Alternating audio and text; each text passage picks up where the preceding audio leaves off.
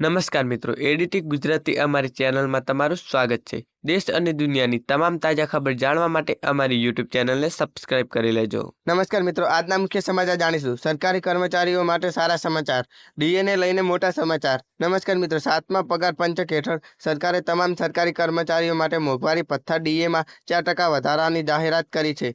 આ અપડેટ પેન્શનરો માટે પણ વિસ્તરે છે, જેઓ તેમની મોંઘવારી રાહમાં સમાન 4% વધારો જોશે। ગુજરાતના મુખ્યમંત્રી ભૂપેન્દ્ર પટેલે રાજ્યના કર્મચારીઓ માટે ડીએમાં નોંધપાત્ર વધારો કરવાની જાહેરાત કરી હતી। આ ગોઠવણ રાજ્યના 4.71 લાખ કર્મચારીઓને અને 4.73 લાખ પેન્શનરોને અસર કરશે। વધેલો પગાર કર્મચારીઓને બેંક ખાતામાં સીધા 3 હપ્તામાં વિતરિત કરવામાં આવશે। 30 લાખથી વધુ મહિલાઓને વીમા કવચ, રાજ્યમાં 2.79 લાખથી વધુ સ્વસહાય જૂથોમાં 27 લાખથી વધુ પરિવારો જોડાયેલા છે। આ પૈકી પ્રધાનમંત્રી જીવન જ્યોતિ વીમા યોજના, પ્રધાનમંત્રી સુરક્ષા વીમા યોજના અને આયુષ્માન ભારત પ્રધાનમંત્રી આરોગ્ય યોજના અંતર્ગત 23 લાખથી વધુ મહિલાઓ જીવન વીમા અને સ્વાસ્થ્ય સુરક્ષાનો લાભ મળ્યો છે।